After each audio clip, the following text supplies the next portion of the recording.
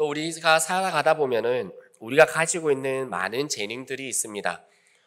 우리가 손에서 어떤 분들은 컴퓨터 다루는 걸 너무나 잘하시기도 하실 거고, 또 어떤 분들은 뜨개질 하시는 것도 잘하실 거고, 또 어떤 분은 이분은 레시피를 보지 않았고 그냥 툭툭툭 집어넣는데 너무 맛있는 요리를 만드시는 분들도 계시고, 또 어떤 분들은 너무 좁고 어려운 길인데도 너무나 잘 운전해 가시는 분들도 계실 거고, 우리는 다 다양하게 우리가 가지고 있는 재능들, 또 우리가 가지고 있는 많은 실력들이 있습니다.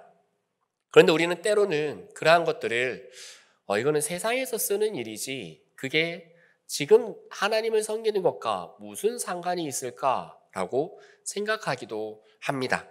그런데 오늘 말씀을 보면 하나님께서 일상의 실력들, 일상의 삶에 준비되어져 있던 것들을 통해서 하나님의 나라를, 하나님의 그 성전을, 하나님이 계실 그 성소를 얼마나 멋있게 만들어 가시는지를 보여주고 있습니다. 그 대표적으로 예술가들과 기술가들, 그리고 목공을 할 수 있는 사람들, 그리고 쇠나 이런 철들을 쳐서 아름다운 세공품을 만들 수 있는 사람들을 불러 모으시는데, 대표적으로 부살렐과 오홀리압이라는 오늘 우리가 말씀해 보았던 사람들이었습니다. 이 두 사람은 제사장도 아니었고 선지자도 아니었습니다. 대단한 영적인 위치에 있었던 사람들도 아닙니다. 그들은 도면을 그리고 손으로 만들고 색을 입히고 그리고 장신구를 세공하는 그저 일상의 일을 하는 사람들이었습니다. 그런데 하나님께서 그들을 부르시고 그들에게 성령을 부어주십니다. 오늘 우리는 이 이야기를 통해서 우리가 가지고 있는 일상의 은사와 일상의 삶들을 하나님께서 어떻게 거룩하게 사용하실 수 있는지, 어떻게 사용해 가시는지에 대해서 함께 말씀을 나누고자 합니다. 우리 초등 1부, 초등 2부, 우리 중고등부, 청년부, 우리 친구들도 있는데 여러분들이 잘하고 있는 것들이 있을 거예요. 누군가는 그림 그리는 걸 좋아하고, 누군가는 색칠을 정말 아름답게 할 수 있고, 누군가는 컴퓨터를 다루고, 누군가는 코딩을 하고, 누군가는 또 다른 많은 세부적인 일들을 할 수가 있을 겁니다. 그거는 단지 이거는 나의 취미야, 이건 그냥 내가 잠깐 하고 말 거야 라는 것이 아니라 하나님께서 또한 그것을 통해 하나님의 일을 이루어 가실 수 있음을 이 시간을 통해 한 번 더 기억할 수 있었으면 좋겠습니다. 여기서 한 가지 우리가 기억하길 원하는 것은 그리고 특별히 다음 세대 여러분들에게 질문하고 싶은 것이 있습니다. 우리 중층에 우리 아이들이 있습니다. 여러분들은 하나님께 쓰임받고 싶은 마음들이 있으십니까? 대답을 하지 않습니다. 아직 그 개념을 모를 수도 있습니다. 하지만 하나님께 쓰임받는다는 것을 꼭 저처럼 목회자가 된다거나 우리나라를 벗어나서 다른 선교 지역에 가야 한다거나 그거를 의미하지는 않습니다. 그렇기 때문에 약간 가벼운 마음으로 다시 한 번 더 질문을 드려보겠습니다. 여러분들은 하나님께 쓰임받고 싶은 마음들이 있으십니까? 그리고 하나님께서 여러분들을 사용하기를 원하십니까? 그렇다면 우리가 오늘 말씀을 통해서 우리가 어떠한 삶을 살아갈 때 하나님께서 우리를 사용하시는지, 우리 어른들도 마찬가지입니다. 여전히 우리는 하나님의 부르심에 있는 자들입니다. 모세는 그 일을 마치기까지 기력이 쇠하지 아니하였습니다. 그 목적은 한 가지였습니다. 하나님께서 그에게 주셨던 사명을 감당하기 위해서 몸부림치며 살았기 때문에 모세는 그 80이 되었을 때에도 기력이 쇠하지 않았다라고 말합니다. 그렇기 때문에 우리도 오늘 여전히 하나님께 부름받은 부산진교회 공동체의 한 사람으로서 함께 말씀으로 들어가기를 원합니다. 하나님께서는 어떠한 사람을 부르실까요? 이게 가장 중요하겠죠. 저희가 하나님께 손을 들고 하나님 저 쓰임받고 싶습니다 라고 했을 때 하나님께서 오케이 내가 너 사용해 줄게 하신다면 너무나 쉬울 겁니다. 물론 손 드는 사람도 많이 없겠지만, 근데 하나님께서 아무나 사용하지 않으신다는 겁니다. 기억하시길 바랍니다. 하나님께서는 누구나 사용하십니다. 집이 가난해도 우리 부모님이 다른 부모님과 비교해서 더 가난한 집을 살아간다 하더라도 내 학교 성적이 80점은 70점, 60점 고사한다 하더라도 하나님께서는 누구나 사용하십니다. 하지만 아무나 사용하시지는 않습니다. 우리는 이 사실을 분명히 기억해야 합니다. 하나님은 우리 모두를 사용하실 수 있지만 아무나 사용하시지 않는다라는 것입니다. 그렇다면 하나님께서는 어떤 사람을 사용하실까요? 첫 번째로 하나님께서는 일상의 삶에서 미리 준비된 자들을 사용하십니다. 부살레가 오홀리압은 평소에도 기술자였습니다. 평소에도 그 일을 했었고 평소에도 그 일을 위해서 자신의 그 실력들을 기술들을 갈고 닦아 나가던 사람이었습니다. 여러분들 사도 바울을 한번 생각해 보십시오. 사도 바울은 예수님을 처음에는 너무나 싫어했던 사람입니다. 예수님을 믿는 사람이 눈에만 띄면 어떻게 해서든지 그 사람을 죽이려고 했던 사람입니다. 미워했던 수준이 아니라 죽이려고 했습니다.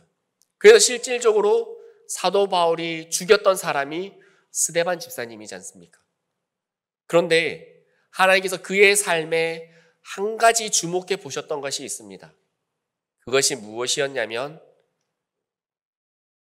그의 방향성이 잘못되었지만 하나님을 향한 하나님을 위해서 살아가겠다라는 자기의 목숨도 불사르는 그 성실함과 열정이었습니다.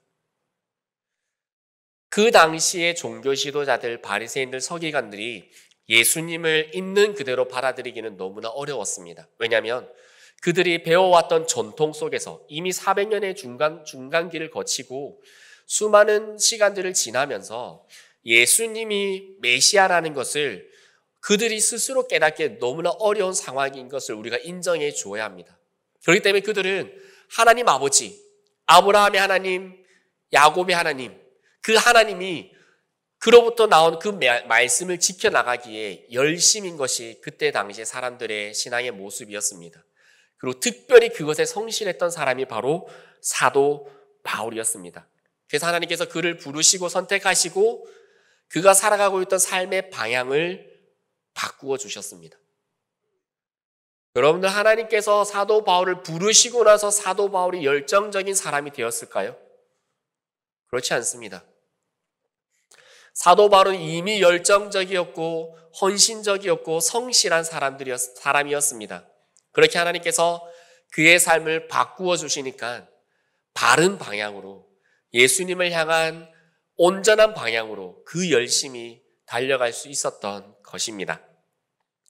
우리 다윗도 한번 생각해 보기를 원합니다.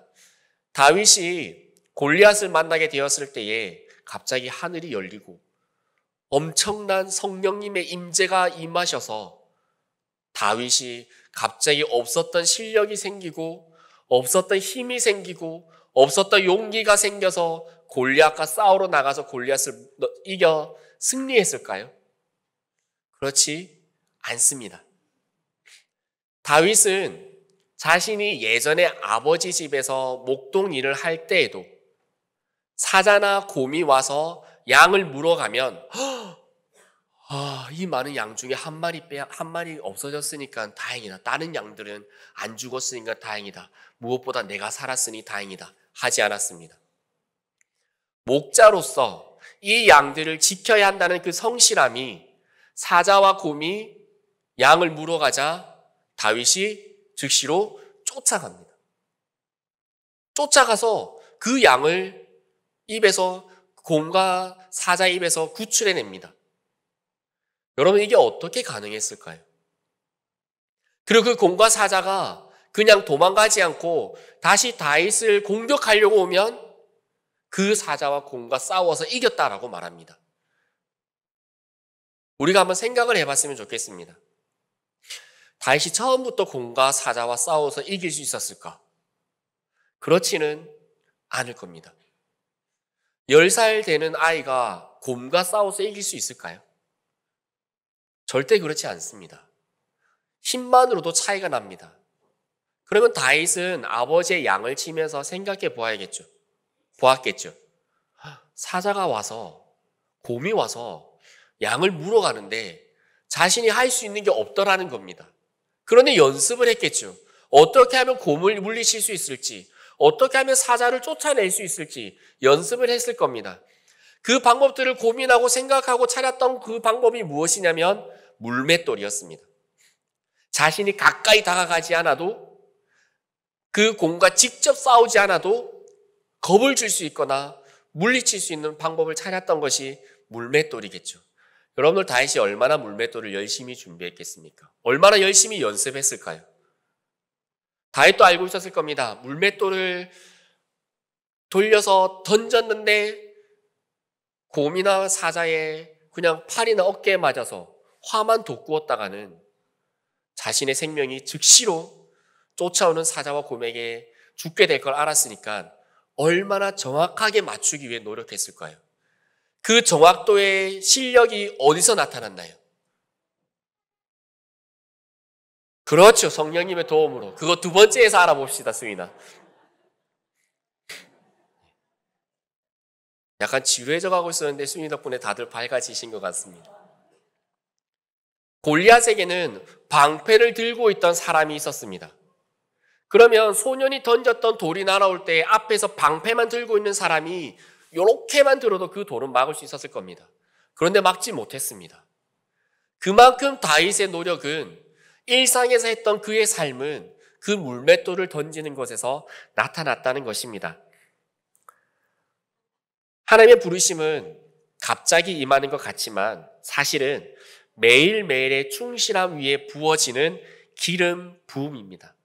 하나님의 부르심이라는 것은 갑자기 어느 날 갑자기 불러내시는 것이 아니라 하나님께서 우리의 삶을 바라보시면서 일상의 삶을 통해 불러내시는 것이다 라는 것입니다.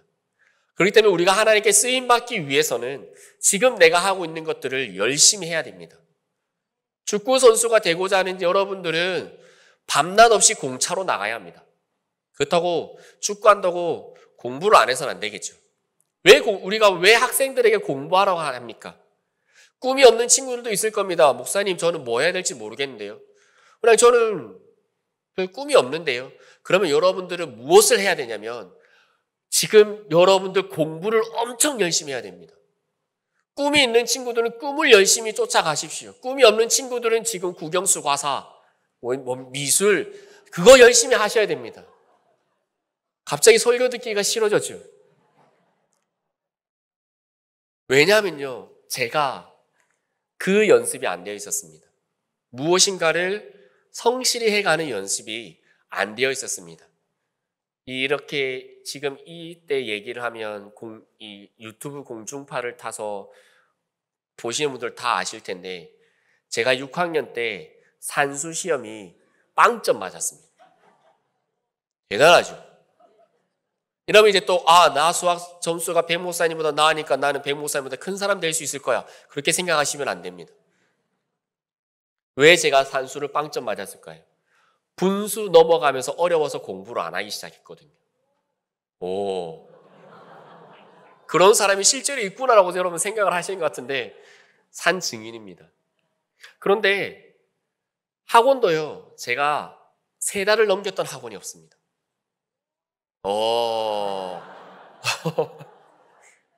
그랬더니 제가 군대를 제대하고 나서 이제 하나님을 위해서 살아야겠다라고 마음을 먹고 정확한 저의 삶의 목표가 정해지고 났는데 성실해지지 않는 겁니다. 이게 설교가 제대로 전해지고 있는 게 맞겠죠? 그래서 우리는 일상에 성실해야 하는 겁니다. 하나님께서는 성실한 자들을 부르십니다. 그래서 그때 저는 군대를 갔다 오고 나서 어떻게 했냐면 제가 이제 더 흑역사는 말씀드리지 않고 성적이 너무 안 좋아서 군대를 갔었거든요.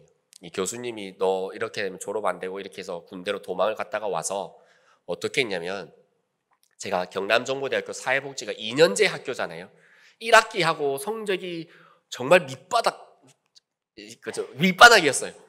그래서 이거를 점수를 올려야 제가 하나님의 일, 목사가 되겠다는 학교에 편입을 할 수가 있는 겁니다. 그래서 아침에 일어나서 학교를 갔다 오고 나서 밤 11시까지 밥 먹는 시간 빼고는 다시 공부를 시작했습니다. 처음 사회복지학 개론부터 인간행동과 이런 것들부터. 그래서 이전의 점수를 이전의 점수를 메꾸려면 더 높은 점수가 나와야 평균치가 3.8이 맞추어질 거잖아요. 그러니까 정말 열심히 했습니다. 토요일에도 찬양팀 섬기는 거 외에, 교회 섬기는 거 외에는 책상에 앉아서 공부하기 시작했습니다. 얼마나 좀이 쑤셨겠습니까? 그 성실함의 습관을 다시 길러 나가는 것이. 그렇기 때문에 여러분들 지금 우리의 일상이 성실해야 합니다. 여러분들의 부모님들 아침마다 일어나서 여러분들 학교 보내고 직장에 출근하시는 거, 그것이 성실하신 겁니다. 우리의 삶은 성실할 때 하나님께서 부르십니다. 그리고 그 성실함 위에 하나님께서 은혜를 더해 주십니다. 그리고 성실하게 가는 자들 삶에 하나님께서 아까 우리 수인이가 말했듯이 성령님을 부어주시는 겁니다. 오늘 부살레가 오홀리압을 하나님께서 부르시면서 뭐라고 말씀하십니까? 그에게 나의 영을 부어주겠다라고 말씀합니다. 여러분들, 이 은혜가 우리 모든 세대들에게 있기를 소망합니다. 하나님의 그 영은 어느 순간 어느샌가 한번 받았던 걸로 끝나는 것이 아니라 아침마다 새롭고 늘 새롭게 우리의 삶에 동행해 주시는 성령님과 우리는 만나고 충만함으로 살아가야 합니다. 그 성실함 속에 성령님이 역사해 주신다라는 것입니다. 예수님께서는 단지 우리가 잘 먹고 잘 살라라고 십자가를 지시지 않으셨습니다. 예수님께서는 우리에게 분명한 목적을 주시기 위해 십자가를 지셨습니다. 그것은 바로 하나님의 나라와 그 복음을 위해 살아가는 것입니다. 교회가, 성도들이 이 역할이 약해지면 약해질수록 사회는 무분별해져가고 수많은 죄악들이 넘쳐나게 될 겁니다. 우리가 그 사명에 충실하면 충실해질수록 다시금 이 세상은 바로잡혀 나갈 것입니다. 그렇기에 하나님께서 우리에게 단지 실력으로 우리를 부르시는 것뿐만 아니라 우리를 선택하여 부르실 때 성령의 충만함을 주신다라는 것입니다. 그리고 하나님께서는 성령의 충만함을 주신 자들에게 자신의 방식대로 살아가게 하는 것이 아니라 하나님의 지혜로 살아가게 하십니다. 내가 한 가지의 일을 할 때에도 내 생각대로 이거 이렇게 만들면 금방 될 거야 가는 것이 아니라 하나님께서 원하시는 방향들을 생각하고 그 일들을 해 나가는 거겠죠. 오늘 학교에 갈 때도 그냥 학교에 갔다가 그냥 하교하는 것이 아니라 하나님의 뜻대로 내가 오늘 하루의 학교 생활을, 오늘 나의 직장 생활을, 오늘 나의 가정 생활을 어떻게 보낼까 고민하며 살아가는 거겠죠. 그게 완벽해야 한다는 뜻은 아닙니다. 하지만 그것을 위해서 우리는 노력해야 하는 것입니다. 재능만으로는 살아갈 수가 없습니다. 재능이 아니라 하나님께서 부어주시는 능력, 그 능력으로 살아갈 수가 있는 것입니다. 그러한 사람을 우리가 두 글자로 뭐라고 말하냐면 천재라고 말합니다. 천재가 무슨 뜻인가요? 똑똑한 거, 그렇죠. 일반적으로 천재는 똑똑한 겁니다. 그런데 그 한자 뜻을 보면 하늘의 재능이란 뜻입니다. 단순히 공부를 많이 한 것이 하늘의 재능은 되지 않을 겁니다. 그 예로 제가 한 분의 예를 들어드리겠습니다. 음악의 아버지, 여러분들 우리 중층에 있는 다음 세대 친구들, 음악의 아버지 누군가요? 베토벤. 예, 지금 요즘 음악 시간 잘 안 한다 하긴 하던데. 음악의 아버지. 그렇죠. 우리 역시 음악 하시는 분들은 바로 나왔습니다. 자, 따라해 보세요. 바하. 네, 음악의 아버지는 바로 바하입니다. 그런데 그 바하가 작곡하는 곡들이나 그의 모든 작품들 뒤에는 SDG가 적혀 있었습니다. 그게 무슨 뜻인지 아시나요, 여러분들? SDG, Soli Deo Gloria. 모든 영광을 하나님. 지금 여러분들 도파민이 터졌습니다, 지금. Soli Deo Gloria. 모든 영광을 하나님께. 내가 지금 이 곡을 쓴 것이 단순히 음악을 위한 곡이 아니라 하나님께 영광을 올려드리기 위한 곡입니다. 라는 의미를 가지고 있었습니다. 바하는요, 단순한 작곡가가 아니라 서양 음악의 기초를 다진 사람입니다. 그리고 음악을 통해서 어떻게 예배를 드릴 수 있을지에 대한 시작과 구상을 했던 사람입니다. 바하가 이러한 말을 했다고 합니다. 음악의 궁극적인 목적은 하나님의 영광을 드러내고 사람의 영혼을 회복시키는 것이다. 와, 멋있지 않습니까? 음악의 목적은 하나님의 영광을 드러내고 사람의 영혼을 회복시키는 것이다. 음악이라는 한 장르의 문화 자체의 정체성을 하나님 안에서 정립한 사람인 것입니다. 바흐의 장남인 카를 필립 에마누엘 바흐는 이렇게 회고했답니다. 우리 아버지는 음악의 목적이 사람의 귀를 즐겁게 하는 데 있는 것이 아니라 하나님의 영광을 드러내는 데 있다고 믿었다. 이것이 천재, 하늘의 재능을 하나님을 향하여 자신의 삶을 살아가는 삶의 특징입니다. 그리고 하나님께서 그러한 소명을 가지고 있는 사람을 얼마나 멋있게 쓰는지에 대한 증인의 삶인 것입니다. 여러분들은 어떻게 하나님께 쓰임받기를 원하십니까? 그런데 내가 어떻게 쓰임받아야지에 초점을 맞추는 것이 아니라 오늘 나의 삶을 하나님께서 써주시기를 소망하며 오늘 나의 하루의 충실함을 해나가는 겁니다. 그럴 때 하나님께서 그를 불러주시고 그를 통해서 하나님의 일을 이루어 나가시는 겁니다. 그리고 하나님께서 분명한 약속을 주신 것이 있습니다. 그것이 무엇이냐면 사람들을 지혜롭게 한 자는 그의 인생이 별과 같이 영원히 빛나게 해줄 것이다 라고 약속해 주셨습니다. 여러분들 이런 속담 들어보지 않았나요? 호랑이는 죽으면 가죽을 남기고 사람은 죽으면 이름을 남긴다. 맞아요. 여러분들은 죽으면 무엇을 남기겠습니까? 여러분들의 이름이 남겨지기를 소망합니다. 우리 다음 세대 자녀들의 이름이 여러분들의 다음 세대들에게 남겨지는 인생이 되기를 소망합니다. 하나님께서는 하나님의 그 일들을 이루어 나가실 겁니다. 부살레가 오홀리압은 어떠한 대단한 지도자도 아니었습니다. 어떠한 민족을 이끌어가는 사람도 아니었고 하나님의 예배를 집례하던 제사장들도 아니었고 그저 일상의 삶을 살아가는 세공업자들이었습니다. 하지만 하나님께서는 그들의 이름을 기록하셨습니다. 그리고 하나님께서 그들의 이름을 기억하셨습니다. 왜냐하면 그들의 삶의 성실함 가운데에 임하셨던 하나님의 그 지혜로운 성령과 함께 하나님께 영광 돌리는 삶을 살았기 때문입니다. 그렇게 우리가 오늘 이 시간에 언제나 하나님 앞에서 단순히 쓰임받고 그냥 단순히 내가 오늘 하루를 살아가고 학교 가고 학원 가고 출근하고 그냥 가정에서 부모로서 자녀로서 살아가는 것이 아니라 오늘 우리의 삶을 통해서 하나님께서 어떻게 사용해 가실지를 기대하고 오늘 하루 나에게 주어진 삶을 성실하게 살아갈 수 있기를 소망합니다. 그렇다면 우리의 연륜과 상관없이 우리의 인생의 연수와 상관없이 하나님께서는 사용하실 줄 믿습니다. 하나님께서는 지금도 찾고 계십니다. 그렇게 보석과 같이 빛나는 삶들을 찾고 계십니다. 이 땅에 수많은 그리스도인들이 있습니다. 예수님, 당신을 믿습니다라고 말하는 수많은 교회가 있고 성도들이 있습니다. 하지만 분명한 것은 그 가운데 빛나는 성도들의 삶들은 분명 다를 것입니다. 하나님께서는 그 빛나는 사람을 세우십니다. 오늘 지금 우리가 공부하는 것들, 내가 꿈꾸고 미래를 위해 연습해가고 있는 것들, 내가 이미 그 한 가지의 분야를 정해서 그것에 갈고 닦아왔던 시간들, 그리고 그곳에 하나님께서 능력 부어주시고 우리를 사용해 주심으로 우리 교회 모든 세대가 하나님 안에서 거룩하게 세워져가는 은혜가 있기를 주님의 이름으로 소망합니다.